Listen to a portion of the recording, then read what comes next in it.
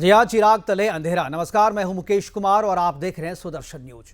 कल तक जिस चिराग पासवान से की यह कहकर तारीफ की जाती थी कि उनकी राजनीतिक समझ उनके पिता से भी ज्यादा है, उसी चिराग पासवान को आज पार्टी के सभी सांसद छोड़ के चले गए।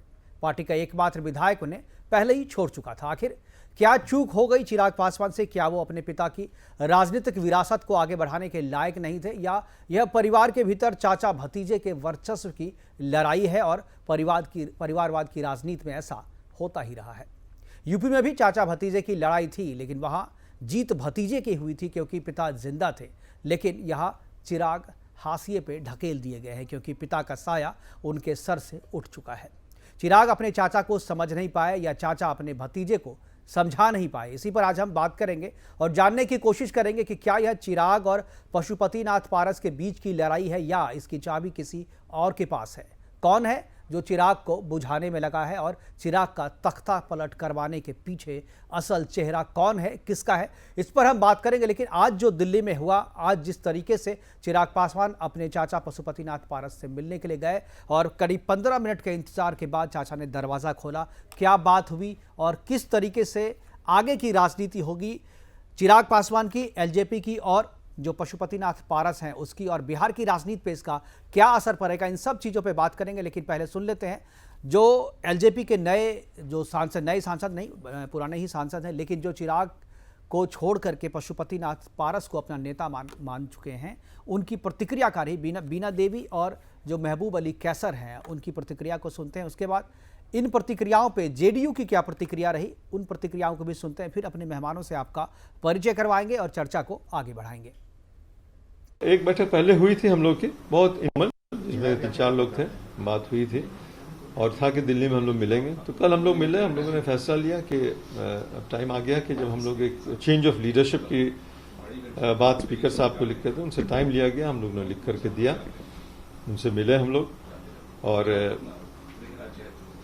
हम लोग चाहते हैं कि चिराग जी भी हम लोग के साथ आ जाएं और पार्टी में सिर्फ एक महज चेंज ऑफ लीडरशिप हो, कोई स्प्लिट नहीं हो, ये हम लोग की दिली ख्वाहिश है। सारे लोग क्या सोचे होंगे, हम लोग एनडीए से चुनाव लड़े थे, एनडीए के पास थे, अभी बिहार में हम लोग अलग हुए हैं, यहाँ भी नहीं कुछ समझ में आ रहा था कि हम लोग किधर हैं, इसलिए हम लोग एनडीए के साथ अपना पार्ट थे ही या फिर उसमें।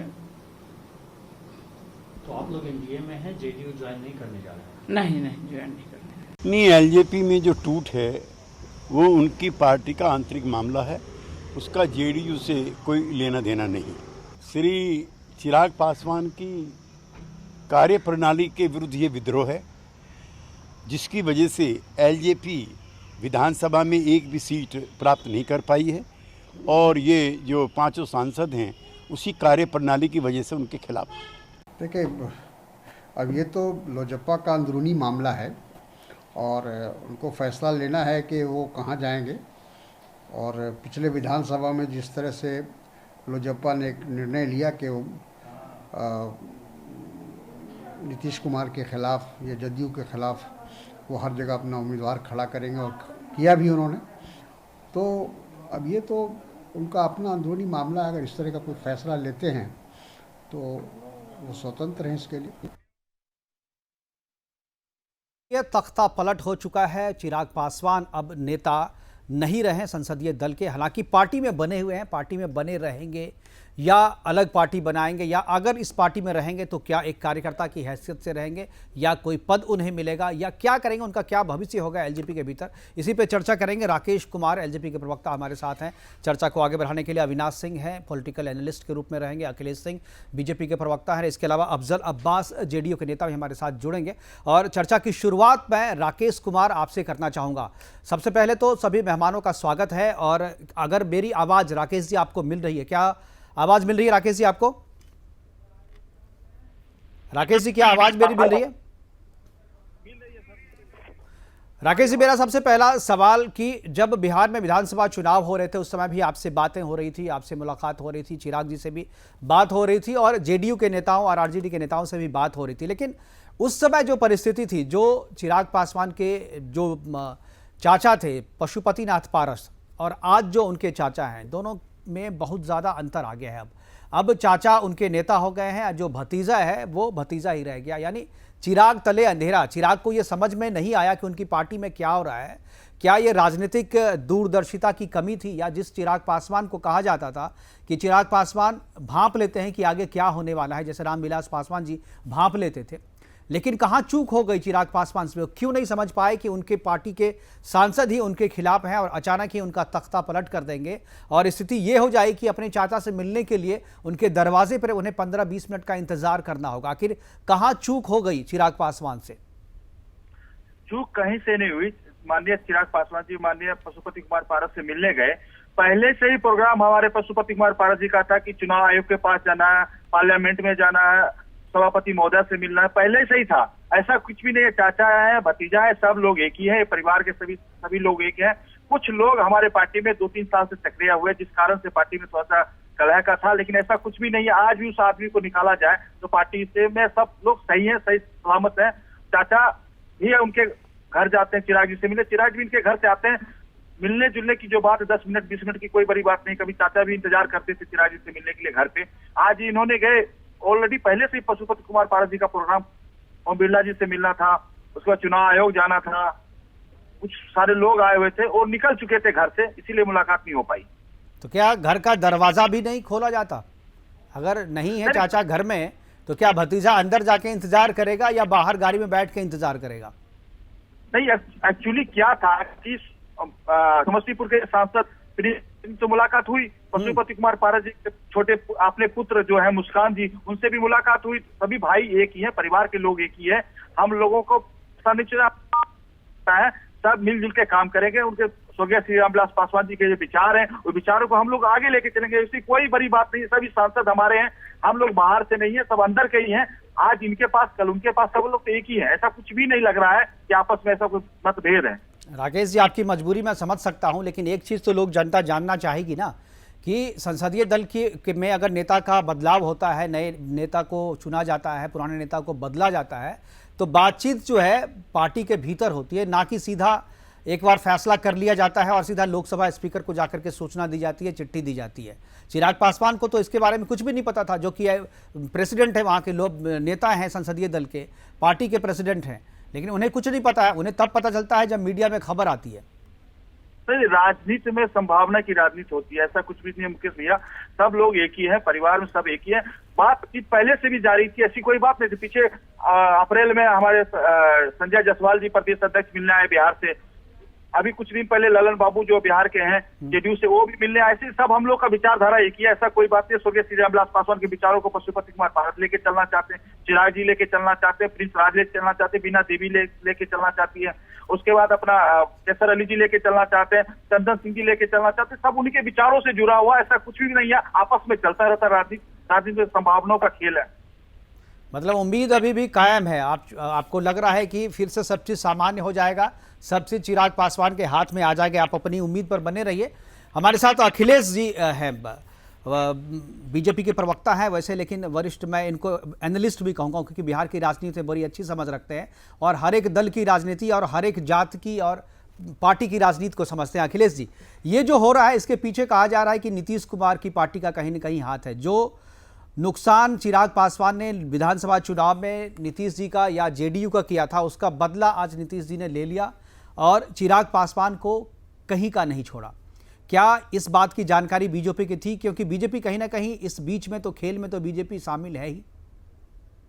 देखिए, इसमें ये मैं कहूंगा कि कहीं कोई खेल की बात नहीं। एक तो ये सबसे पहले ये पूरा का पूरा मामला लोजपा का अंदरूनी मामला, लेकिन पूरे सबने देखा है कि विधानसभा चुनाव, लोकसभा चुनाव हम साथ जरूर लड़े थे, लेकिन विधानसभा चुनाव में लोक जनशक्ति पार्टी हम लोगों से अलग थी और कई सीटें एनडीए की उसमें हम सभी हारे थे। इसमें भारतीय जनता पार्टी जदयू के भी कई सीट थे जिसको हम हारे थे। उनका अंदरूनी मामला है, आपस में पार्टी के अंदर कुछ अलग था जो सामने आया और पार्टी के अंदर ये सब कुछ हुआ।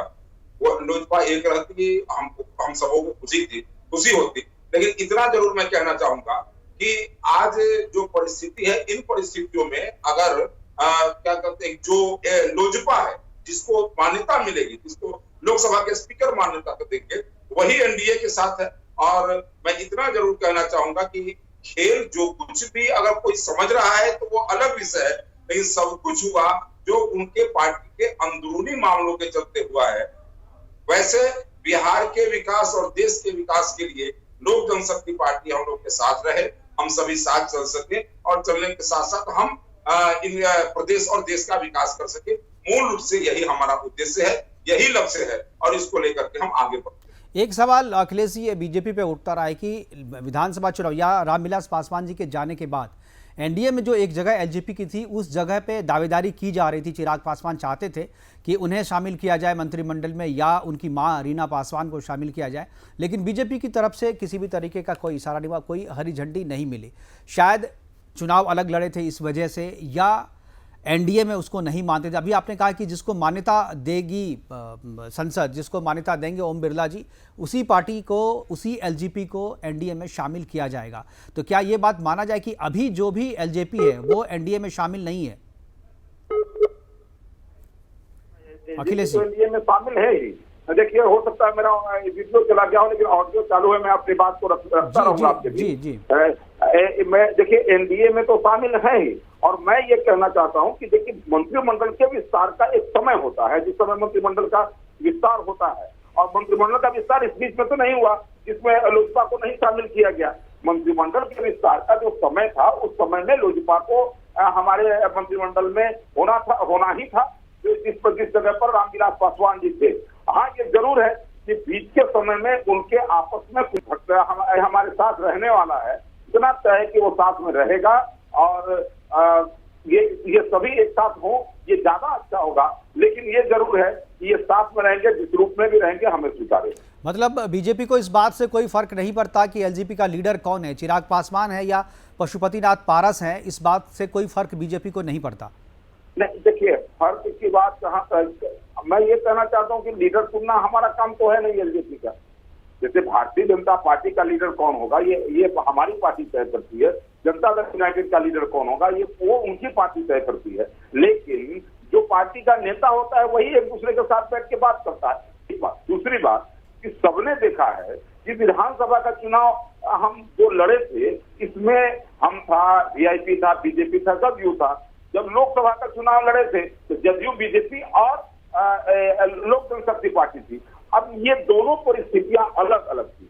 जब इतना तो जरूर सबको स्वीकार करना होगा कि राजनीतिक परिस्थितियां लोकसभा और विधानसभा के बीच में बदली, और इन बदलते हुए परिस्थितियों में अंदर खाने में लोजपा के भी कुछ चल रहा था और उसका प्रकटीकरण अब हुआ है। इन सारे परिस्थितियों में लोजपा हमारे साथ रहेगा ये तय है, लेकिन अब उसका जो नेता होगा वही हमारे साथ रहेगा।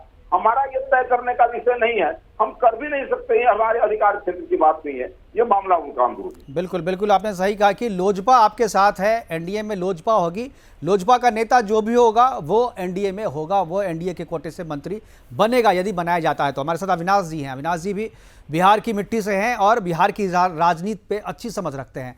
अविनाश जी, ये पूरा प्रकरण आप देख रहे होंगे, शुरू से देख रहे होंगे, आप तो बिहार में रहते हैं और जो चुनाव भी देखा है, लोकसभा का चुनाव भी आपने देखा, विधानसभा का भी चुनाव देखा, एक नहीं आपने दर्जनों चुनाव देखे होंगे। अभी ये चीज़ जो हो रहा है राजनीति में, खासतौर पर बिहार की राजनीति के लिए कोई नई बात नहीं, ऐसा होते रहता है, लेकिन ये जो तख्ता पलट हुआ है, क्या ये एलजेपी का अंदरूनी मामला है जैसा कि अखिलेश जी कह रहे हैं, जैसा कि दूसरे भी लोग कह रहे हैं?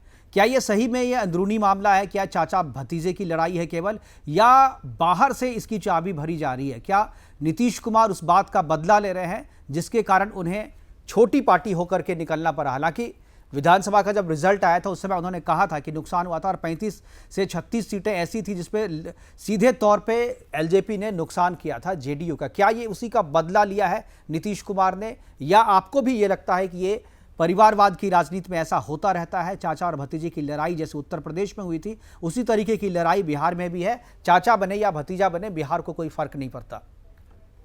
अविनाश जी। मुकेश जी नमस्कार। शायद मेरी आवाज साफ आ रही होगी। बिल्कुल आ रही है, बिल्कुल आ रही है। बड़ी लंबी लंबी छलांगे लगाई जा रही है मुकेश जी, और हर किरदार इसमें एक बहुत अच्छा काम करता है। आपने चंद साल पहले, 6-7 साल पहले एक मूवी आई थी राजनीति, प्रकाश झा की मूवी थी, बिल्कुल, जिसमें उनके पिताजी को लकवा होता है और चाचा जी पूरा का पूरा, और उनके लड़के फिर पार्टी हड़प लेते हैं। तो कहीं ना कहीं उसी की जो वो लिखी लिखाई जो पटकथा है उसको दोहराया जा रहा है। पर मैं 3-4 ऐसी बातें बोलूंगा मुकेश जी जो कि चौंकाने वाली जी। ये शुद्ध राजनीति है और ये नीतीश जी की राजनीति नहीं है, वो बूढ़े हो चुके हैं। ये कोरी राजनीति भाजपा की है। इस बुरे वक्त में जब प्रधानमंत्री मोदी जी के पास कई चैलेंज है, वो लड़ रहे हैं, वो जीत रहे हैं, ये अलग बहस हो सकती है, पर चैलेंजेस है, इसको कोई नहीं निकाल सकता। और आपने शुद्ध राजनीतिक दल की तरह भाजपा को देखा कि हर दिन उन्होंने किसी न किसी बड़े नेता को अपने दल में शामिल किया है। इसमें ये चीज साफ हो जाती है कि भारत का जनमानस मोदी जी के साथ है, कोई छोटे मोटे नेता शामिल नहीं हो रहे। बिल्कुल। और आज का जो ये जो प्रकरण है, ये उसी बात को मोहर लगाता है कि चिराग पासवान अपनी महत्वाकांक्षा को चाहे जहां लेके जाए, पर ये पांचों के पांचों मंत्री, जमीन से जुड़े हुए मंत्री, नेता, सांसद, ये सारे लोग जी, सांसद, ये आज भी माननीय प्रधानमंत्री श्री नरेंद्र मोदी में अपना विश्वास प्रकट कर रहे हैं। इसमें नीतीश की कोई राजनीति नहीं। अफजल अब्बास जी हमारे साथ जुड़े हुए हैं, जेडीयू के नेता हैं। अविनाश जी, आप कह रहे हैं कि नीतीश जी का कोई हाथ नहीं है, मुझे बात बोलिए। नीतीश जी का कोई हाथ नहीं, आप कह रहे हैं। अफजल अब्बास जी जेडीयू के नेता हैं, नीतीश कुमार की पार्टी के नेता हैं। वो मेरा उनसे भी ऐसा, अब्बास साहब आपसे मेरा सवाल है कि क्या ये जो चाबी भरी जा रही है पीछे से, ये जो बगावत, ये जो तख्ता पलट हुआ है, क्या इसमें नीतीश का हाथ है या आपकी पार्टी का हाथ है? क्योंकि लोग तो यही कह रहे हैं कि नीतीश जी ने बदला ले लिया। देखिए, कौन क्या कर रहा है, पब्लिक का अपना ओपिनियन हो सकता है, पब्लिक बोल सकती है, फ्रीडम ऑफ स्पीच है। लेकिन जहां तक मैं जानता हूं, लोक जनशक्ति पार्टी को बहुत करीब से देखा, क्योंकि मैं भी 10 साल तक लोजपा में था, और मुझे यकीन है, मैं एक साथ में कहता हूं कि इंटरनल कॉन्फ्लिक्ट इतना ज्यादा था, जहां पे बड़े छोटे की तमीज ना रह गई हो, जहां पे नेतृत्व करने की क्षमता पर सवाल उठता हो, जहां पे एक तरफा फैसला लिया जाता हो। रखना चाहता हूँ जी, आप बात पूरी कीजिए। राकेश जी, मैं आऊंगा आपके पास, पहले इनकी बात पूरी हो जाए। जहाँ पे बड़े छोटे की तबीयत नहीं, राजनीति में कोई चीज होता है तो आपस में लोग बात करते हैं। पशुपति कुमार पारस जी आज में लगभग मैं समझता हूँ कि कई दशकों से वो एमएलए बिहार के रहे हैं, पहली बार एमपी बन के आए हैं बिहार तो ये सब कारण था, जिसके कारण की वजह से ये जो है जवाला फूटा है, उसका नतीजा आपके सामने है। रहा सवाल जेडीयू का इससे कोई लेना देना नहीं। अगर वो उनका मतलब एलजेपी टूटती है या निश्चित परिवर्तन होता है तो इसका आपसी मामला है। हम लोग का कोई, मैं समझता हूँ कि हमारी पार्टी का कोई रोल नहीं है। अगर आपकी पार्टी का रोल नहीं है तो ये जो 5 सांसद ओम बिरला से मिलने आए थे, उससे पहले ललन सिंह से मुलाकात हुई है, आरसीपी सिंह से मुलाकात हुई है, आपके नेताओं से मुलाकात हुई, आपके जितने भी वरिष्ठ नेता हैं पार्टी के, उन सब से मुलाकात होने के बाद ये लोकसभा स्पीकर के पास हर वो पार्लियामेंट में और भी ये सब लोग मिलते जुलते हैं। अगर मिलकर के डिस्कशन हुआ, जहां तक मैं समझता हूँ कि हमारा तोड़ने और उनको हटाने का कोई रोल नहीं है, लेकिन ये खुद सौता समझिए, खुद ब खुद ये आग लगी है, हमने कुछ किया नहीं है। हमारी बिल्कुल सही है कि बिहार के चुनाव में जिस तरह से नीतीश कुमार जी पे आपत्ति जो डेरोगेटरी स्पीच उन्होंने दिया था, वो हम लोग उस मतलब ये अच्छी बात नहीं थी, ये इमेच्योर पॉलिटिशियन की पहचान थी, तो सबको नाराजगी थी। आप ये बताइए ना कि एक भी एमएलए नहीं होने के बावजूद भी नीतीश कुमार जी ने उनके बड़े भाई को, छोटे भाई रामविलास पासवान जी के छोटे भाई चिराग पासवान या पशुपति कुमार पाल जी को मंत्री बैठा, तो हम तो चाह रहे थे सब मिलजुल करें, लेकिन इनको पता नहीं क्या बहुत सवाल हुआ था, जिसका नतीजा ये हुआ कि हम तो डूबे हैं, सब तुमको डूबेंगे, इस बटन पर चले थे, हम तो डूबे नहीं, लेकिन अपने आप को डुबा दिया। लोजपा रामविलास पासवान जी के साथ 10 साल में रहा, मैं जानता हूँ, आज पासवान जी होते तो मैं समझता हूँ कि ये नौबत नहीं आती। ये अपने आप को सुपर समझने के चक्कर में इससे हुआ है। बिल्कुल, अगर पासवान जी होते तो शायद ये नौबत नहीं आती। ये जो बगावत हुई है या जो तख्ता पलट हुआ है, ये तख्ता पलट नहीं होता। हमारे मेहमान हमारे साथ बने रहेंगे। अभी वक्त एक छोटे से ब्रेक के बाद लौटेंगे तो चर्चा करेंगे कि जो आरोप लगाया जा रहा है जेडीयू की तरफ से कि चिराग पासवान अपने आप को सब चीज समझने लगे थे और पार्टी के दूसरे जितने भी बड़े नेता थे, वरिष्ठ नेता थे, उनका सम्मान वो नहीं करते थे। आरोप लगाया है अफजल अब्बास ने। जवाब लेंगे हम राकेश कुमार से और उसके बाद अविनाश सिंह से, जानेंगे कि क्या ये सही है और क्या ये राजनीति सही में जेडीयू की तरफ से की गई है या ये बगावत अपने आप उठी है चिराग पासवान के खिलाफ। बने रहिए हमारे साथ, वक्त है एक छोटे से ब्रेक का।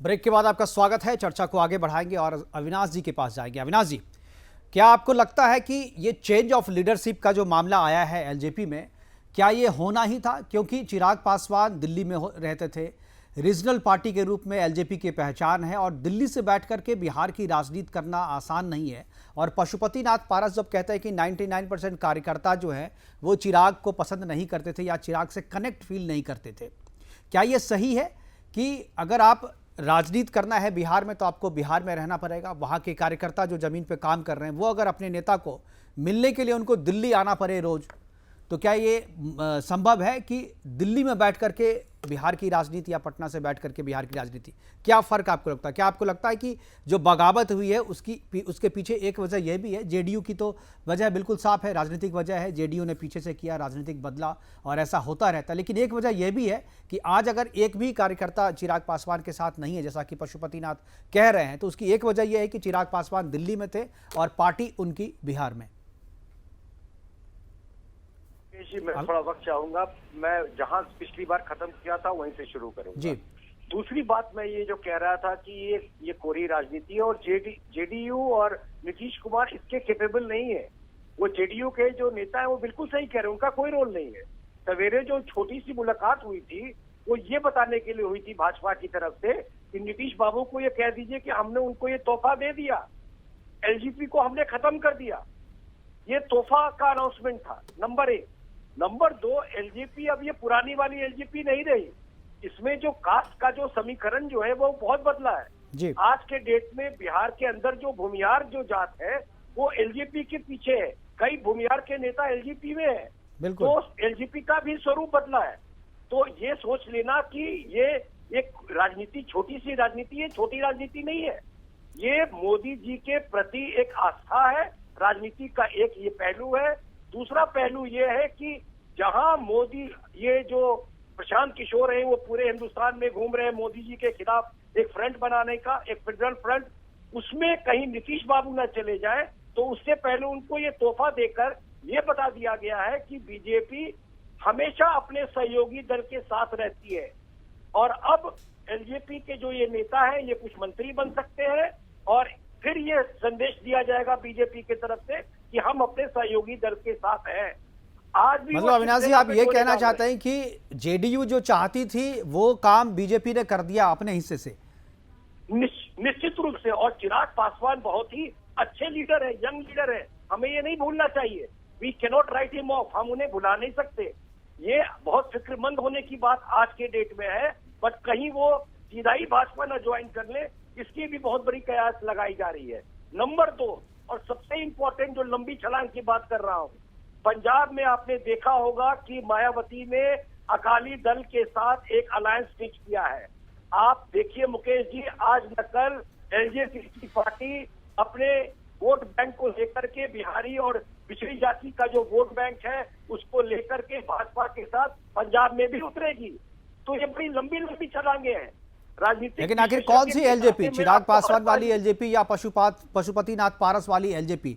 सवाल तो यही है ना कि आखिर कौन सा एलजेपी है ओरिजिनल, कौन सा एलजेपी में, किस एलजेपी में चिराग पासवान है और किस में है पशुपति नाथ पारस?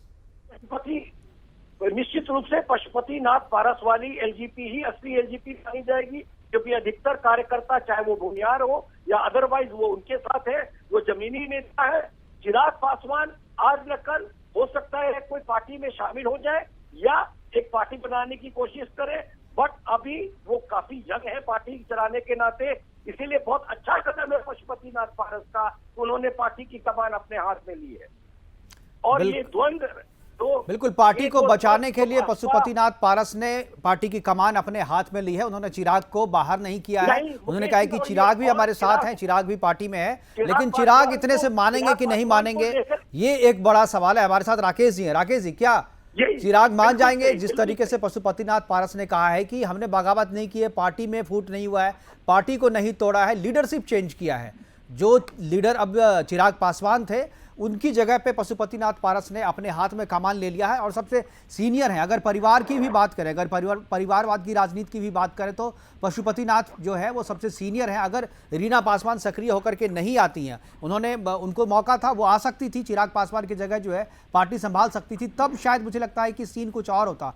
लेकिन चूंकि रीना पासवान भी सामने नहीं आई और चिराग पासवान ने पार्टी की कमान अपने हाथ में रखी, और उसी का मुझे लगता है कि यह नतीजा है कि जितने भी सीनियर लीडर थे वो सभी उनसे खफा थे, और आज ये नौबत आ गई कि सभी ने उनका साथ छोड़ दिया है। राकेश जी, मैं आपसे जानना चाहूंगा, क्या इसकी एक वजह यह भी है कि दिल्ली से बैठ करके वो बिहार की राजनीति करना चाहते थे? ये भी एक मुख्य वजह रही है कि उनके कार्यकर्ता उनके साथ नहीं रहे? मुकेश जी, मुख्य वजह रही है क्योंकि भाजपा और जदयू आंखों के एक ही व्यक्ति था। आपकी आवाज सही नहीं आ रही है। मैं अपने पीसीआर से कहूंगा कि थोड़ा आवाज थोड़ा ऑडियो थोड़ा लेवल बढ़ाएं। जी राकेश जी। पशुपति कुमार पारस जी हमारे जो अभी जो सांसद महोदय हैं, उनके साथ सभी लोग हैं, चिराग जी के साथ भी सभी लोग हैं। और अफजल अब्बास जी ने बोला काबिलियत की बात, चिराग पासवान जी 2014 में जो भाजपा के साथ गए, एनडीए के साथ सीटों पर हम लोगों ने चुनाव लड़ा, 6 सीट पे हमारे चुनाव जीते। उसके बाद 2019 में क्या हम लोगों ने चुनाव लड़ा चिराग पासवान जी के नेतृत्व।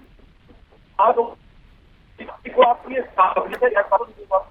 पशुपति पारस जी हमारे सीनियर नेता है, 5 साल की राजनीति उन्होंने किया, परिवार से भी वो बड़े हैं। परिवार राकेश जी, आपकी आवाज सही नहीं आ रही है। मुझे लग रहा है नेटवर्क का कुछ प्रॉब्लम है। आप कहीं नेटवर्क एरिया में आकर के बात करें तो ज्यादा बेहतर होगा। हमारे साथ अखिलेश जी क्या जुड़े हुए हैं? अखिलेश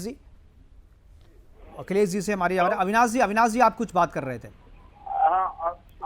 मैं ये कहना चाह रहा हूँ कि जो भाजपा का जो कांटा था वो एनडीए बिहार में चिराग पासवान थे, जदयू का जो कांटा था एनडीए बिहार में वो चिराग पासवान थे, उनको अलग कर दिया, अब सब एक हो गए। अब चिराग पासवान के ऊपर है कि वो वापस अपनी पार्टी में आते हैं या सीधा ही भाजपा में चले आते हैं। और जो मुद्दा था वो मुद्दा अब आज के डेट में खत्म हो गया, और मोदी जी ने बहुत बड़ा संदेश, भाजपा ने बहुत बड़ा संदेश दिया है अपने सहयोगी दल को कि भाई आप मेरे लिए, बिल्कुल आप जो कह रहे हैं अविनाश जी, आप जो कह रहे हैं अखिलेश जी से मैं इसका जवाब लेना चाहूंगा। अखिलेश जी, अविनाश जी कह रहे हैं कि ये जो सारा गेम हुआ है इसके पीछे कहीं ना कहीं बीजेपी है, और बीजेपी ने वही किया है जो जेडीयू चाहती थी, और जेडीयू को खुश करने के लिए बीजेपी ने परोस करके थाली में तोहफा दिया है। देखिए, संभावनाओं के आधार पर जो कुछ भी प्रयास कोई लगा सकता है उसके लिए वो स्वतंत्र है, लेकिन मैं साफ साफ कहना चाह रहा हूँ, भारतीय जनता पार्टी न किसी पार्टी को तोड़ने में विश्वास रखती है।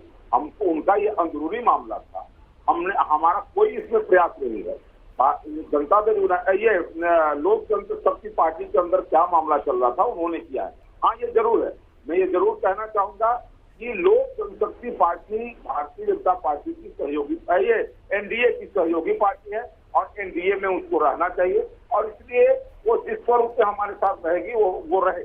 अब ये लोक जनशक्ति पार्टी की तरफ से भी ये बयान आ रहे हैं कि इस मामले को सुलझा लिया जाएगा, और हम भी विश्वास रखते हैं और साथ ही साथ ये कामना करते हैं कि मामला सुलझ गया है और बिल्कुल सौहार्दपूर्ण वातावरण में हम आगे बढ़े। और भारतीय जनता पार्टी के अंदर ये कहना कि हाँ, ये देखिए, अगर ये लोग कह रहे हैं कि बीजेपी को सहयोगी दल की आवश्यकता है और इसलिए उनको खुश कर रहे हैं, स्थिति खराब हो गई, क्या स्थिति खराब हो गई है भाई? बीजेपी आज बंगाल, असम और पौंडीचेरी इन सब चुनावों में जो उसने परफॉर्म किया है, कहीं कोई स्थिति तो ये कह रहा है कि हम बैकफुट पड़े और इसलिए कहीं वो नेता न हो जाए, इसलिए ये सब पूरी कल्पना की बात है। हम पूरी ताकत और शक्ति के साथ रोज प्रतिदिन उत्तरोत्तर हम आगे बढ़ रहे हैं, हमारी शक्ति आगे बढ़ी है, जनता के प्रति हमारे नेतृत्व की स्वीकार्यता है, हमारे नीति की स्वीकार्यता है, और साथ ही साथ हमारे संगठन की स्वीकार्यता है, संगठन हमारा निकेतन है। और इसलिए बिहार के अंदर आज लोक जनशक्ति पार्टी हमारे साथ है, और जिस के समय में अगर कुछ मामले आए, आज उनका पटाक्षेप हो रहा है। लोक जनशक्ति पार्टी हमारे साथ बिल्कुल स्वस्थ तरीके से रह रही है। ये एक सुखद बात है और आगे जो विवाद है वो भी समाप्त हो जाए, सब लोग हमारे साथ रहे और एनडीए के साथ बिल्कुल रहे। यही बिल्कुल। हम करते हैं। तो सभी यही चाह रहे हैं, जो एनडीए के जितने भी पार्टनर हैं वो चाह रहे हैं कि एलजेपी के भीतर में जो भी चल रहा है वो सब चीज़ ठीक ठाक हो जाए ताकि फिर से एनडीए में शामिल हो जाए एलजेपी। हालांकि तकनीकी रूप से एलजेपी कभी भी एनडीए से बाहर नहीं गई थी। हमारे साथ जितने भी मेहमान थे सभी मेहमानों का शुक्रिया। अखिलेश जी आपका, अविनाश सिंह जी आपका, राकेश जी और अफजल जी आपका, सभी का, अफजल अब्बास जी आप सभी का बहुत बहुत शुक्रिया, बहुत बहुत धन्यवाद। आप जुड़े और हमसे बात रखी। तो एलजेपी के भीतर में जो तख्ता पलट हुआ है, जो बगावत हुई है, इस बगावत से पार्टी में तो फूट अभी नजर नहीं आ रही है, लेकिन पार्टी की लीडरशिप में जो चेंज हुआ है उससे चिराग पासवान के राजनीतिक करियर पर एक प्रश्न चिन्ह जरूर लग गया है। आने वाले दिनों में क्या होगा? चिराग पासवान क्या इसी एलजेपी के साथ में रहेंगे जिसके नेता पशुपतिनाथ पारस हैं, या वो आगे कुछ नई पार्टी बनाते हैं या कुछ नया करते हैं? इस पर लोगों की नजर रहेगी। फिलहाल अभी के लिए इतना ही, दीजिए इजाजत, नमस्कार।